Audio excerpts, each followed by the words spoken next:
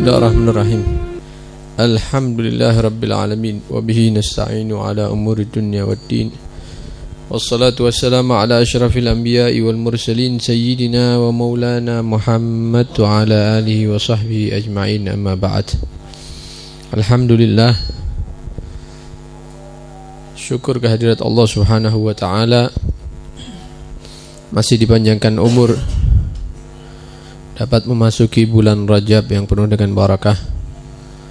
Mudah-mudahan sebagaimana Allah Subhanahu wa ta'ala memberikan pemberian kepada orang-orang yang khusus di bulan Rajab, mudah-mudahan Allah pula memberikan kita pemberian khusus sebagaimana Allah memberikan kepada orang-orang yang Allah cintai. Amin ya rabbal alamin. Ikhwani rahimakumullah, telah bersama-sama kita pelajari pentingnya mengamalkan ilmu bagi siapapun yang setiap saatnya itu menambah ilmu agama. Setiap tambah ilmu, tambah amal, tambah hidayah, tambah baik kehidupannya. Bukan tambah ilmu tapi semakin jauh dari Allah Subhanahu wa ta'ala. Sehingga Nabi SAW pernah memberikan gambaran kepada para sahabat. Tentunya gambaran ini bukan untuk para sahabat saja. Gambaran ini diberikan oleh Nabi SAW juga untuk kita umatnya.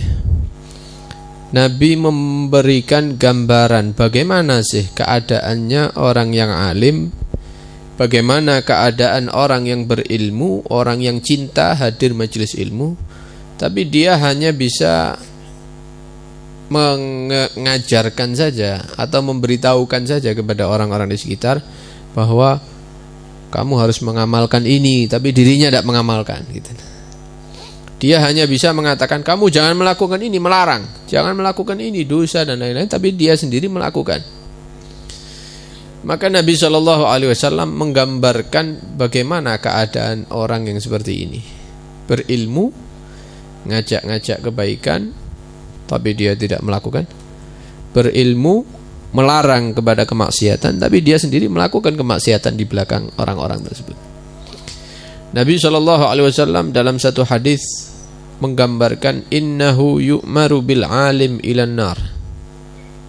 Nanti di hari kiamat ada orang-orang yang berilmu, orang yang alim, orang-orang yang menghadiri rutin majelis ilmu. Cuman perintahnya Allah bukan ke surga tapi disuruh ke neraka. Jadi beberapa orang itu digiring ke neraka Allah Subhanahu wa ta'ala. Bukan dimasukkan neraka kemudian selesai, tidak. Tapi dipermalukan oleh Allah Subhanahu wa ta'ala. Apa yang dilakukan kepada orang-orang ini? Fatukhraj am'a'uh, maka isi perutnya itu dikeluarkan oleh Allah. Ususnya keluar, lambungnya keluar, jantungnya dikeluarkan, dan semuanya isi perutnya dikeluarkan. Isi perutnya itu dikeluarkan. Jadi seperti orang mati kemudian perutnya disobek itu, ya, keluar semua isinya, tapi enggak lepas, masih menggantung begitu. Kemudian setelah dikeluarkan isi perutnya, fayaduru biha finnar. Allah memerintahkan untuk orang ini dikelilingkan, dipertontonkan di hadapan penduduk neraka. Jadi digeret sama malaikat dalam keadaan yang seperti itu, dikelilingkan sama penghuni neraka semuanya, biar nonton, biar ngelihat semuanya.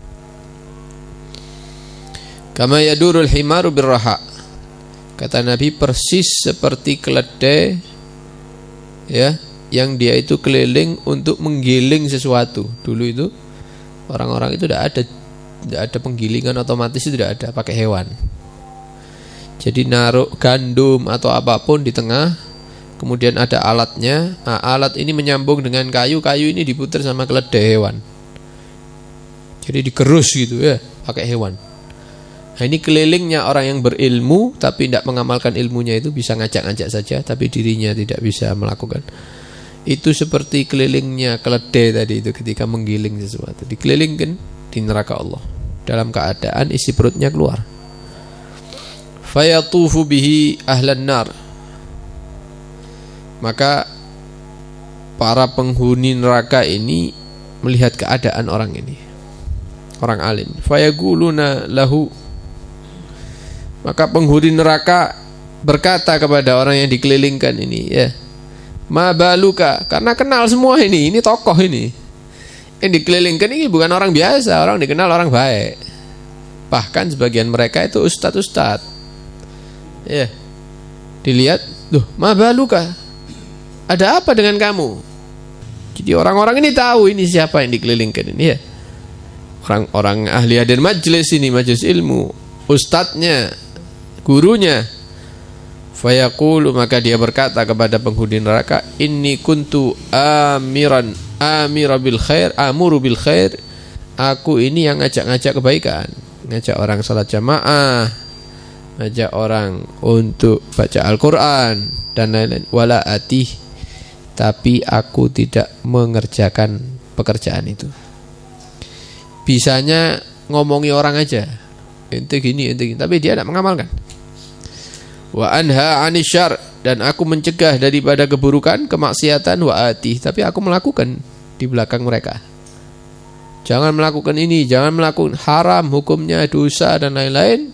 Orang menjauh berkat kalimat dia, tapi dia sendiri mendatangi perkara itu di belakang mereka. Jadi sebelum itu terjadi sudah digambarkan sama Rasulullah SAW keadaan orang-orang yang memiliki ilmu tapi dia tidak bisa mengamalkan ilmunya. Ini bahaya ini. Karena itu sebelum terjadi ini, mari kita tolong pribadi kita sendiri-sendiri yang hadir majelis ilmu ini. Ya, kita di antara satu atau dua masuk surga bersama orang-orang yang berilmu, yang mengamalkan ilmunya, atau keadaan kita seperti ini yang digambarkan oleh Rasulullah ini. Ahli hadir majelis ilmu, setiap minggu keluar, bahkan seminggu 2 kali hadir majelis misalnya, tambah ilmunya tapi tidak tambah baik dia. Bisa bilangi orang, menyuruh orang tapi dia tidak bisa mengamalkan, mencegah orang daripada maksiat tapi dia tetap bermaksiat. Ini hati-hati, ditakutkan nanti keadaan kita seperti itu nanti di hari kiamat. Na'udzubillah min dzalik. Wa hadzal alim alladhi yu'allimun nas wa la ya'mal khasir. Orang yang punya ilmu ngajari manusia untuk kebaikan tapi dia sendiri tidak bisa mengamalkan ilmunya, ini adalah orang yang khasir, orang yang rugi.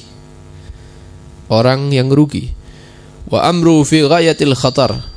Urusannya dia ini, perkaranya dia, keadaannya dia ini betul-betul di ujung kehancuran, kebahayaan. Artinya sangat bahaya keadaan orang yang seperti ini. Walakinnahu ahsanu halan, tapi kalau kita bandingkan dengan orang yang ketiga, siapa orang yang ketiga? Alladzi la ya'mal wa la yu'allimin nas. Sudah dia itu nambah ilmu, tidak beramal, masih tidak mau ngajak-ngajak lagi. Ini orang yang macam yang ketiga ini, ya. Kalau tadi berilmu, ngajak orang untuk beramal tapi dia sendiri tidak beramal. Yang berikutnya tidak seperti itu. Berilmu, ya, tidak beramal, sama seperti itu, tidak beramal. Tapi tidak mau ngajari orang, tidak mau ngajak-ngajak. Sudah tidak mengamalkan, tidak mau ngajak-ngajak orang lagi. Maka kalau dibandingkan orang kedua dan yang ketiga ini yang terakhir, maka orang ketiga itu masih lumayan. Dia masih ngajak orang, ayo sholat, walaupun dia sendiri tidak sholat jamaah. Ayo baca Quran, akhirnya dia baca Quran. Dia sendiri tidak baca Quran. Ya, ini keadaannya masih lumayan, walaupun benar-benar dalam perkara yang bahaya, perkara keadaannya dia ini. Tapi ada orang lebih parah lagi dari itu. Ilmunya nambah, tidak mengamalkan ilmu, juga tidak mau ngajak manusia. Ada orang maksiat dibiarkan, ya. Kebaikan-kebaikan tidak disampaikan. Dia juga tidak beramal, dia juga tetap bermaksiat. Maka fa innahu khasir min kulli wajh. Orang yang seperti ini, dia ini orang yang rugi dari segala sisi, dari segala segi. Tidak ada kebaikannya sama sekali. Wa halikun ala kulli hal, pasti hancur orang seperti ini. Orang seperti ini pasti hancur. Idlam yabqa fi khair wala nafa albattah. Karena apa? Tidak tersisa dalam dirinya dia kebaikan maupun kemanfaatan, tidak ada sama sekali. tidak manfaat untuk orang, bagi pribadinya dia tidak ada kebaikan juga, tidak ada manfaat juga. Bahkan dikatakan orang yang seperti ini ditakutkan an yakuna minal ladzina qala fihim alaihi salatu wassalam, takut nanti masuk kelompok yang disabdakan oleh Rasulullah sallallahu alaihi wasallam, yu'maru bi aqwamin min hamalatil Qur'an ila nar qabla abadatil awthan. Nanti itu pertama kali kelompok manusia yang diperintahkan untuk dijerumuskan ke neraka Allah sebelum para penyembah berhala. Penyembah berhala ini dosa yang tidak dimaafkan ini ya, karena menyekutukan Allah. Sebelum mereka disiksa, ada orang-orang yang disiksa dulu. Siapa? Orang-orang yang dikatakan hamalatul Quran, yang dia itu di dalam hatinya, di dalam dirinya mengemban ilmu Al-Quran. Artinya orang yang berilmu, tapi disiksa duluan sebelum orang-orang yang menyembah berhala, yang menyekutukan Allah. Fayaquluna, maka protes ini orang-orang yang hamalatul Quran ini, yang punya ilmu ini. Yubda'u bina qabla abadatil asnam. Apakah kita yang disiksa dulu padahal mereka ini penyembah berhala, katanya. Ya wis, salah protes mana ya. Fayuqalu lahum, maka dikatakan, dijawab kepada mereka, na'am ya. Laisa man ya'lamu kaman la ya'lam. Tidak sama orang yang melakukan kesalahan kepada Allah dengan didasari ilmu dibandingkan dengan orang yang melakukan kesalahan kepada Allah karena dia tidak punya ilmu. Jangan-jangan orang yang menyembah berhala itu karena mereka tidak tahu mana yang benar, mana yang salah. Akhirnya mereka mengikuti orang-orang tuanya, kakek-kakeknya penyembah berhala. Tapi kamu tahu ilmu Al-Quran, kamu tahu ilmu agama, tapi tidak ngajarkan orang, ngajak kebaikan. Ente sendiri tidak memanfaatkan, tidak mengamalkan ilmu. Padahal ente tahu ilmunya. Ente lebih buruk, ente salah kepada Allah, padahal di hati ente ada ilmu. Ini mereka ini menyembah berhala ini mungkin karena mereka tidak punya ilmu. Kalau mereka punya ilmu, mereka tidak akan menyembah berhala. Kamu dulu masuk neraka, disiksa duluan. Ini ditakutkan orang-orang yang seperti ini. Nambah ilmu, ndak tambah baik, ndak ngejak-ngejak. Wes, ini orang paling buruk ini. Ya, mudah-mudahan kita diselamatkan dari dua model orang ini. Tahu ilmu tapi dirinya tidak beramal, dengan ilmunya. Mudah-mudahan selamat ya di dunia sampai di akhirat. Amin ya rabbal alamin.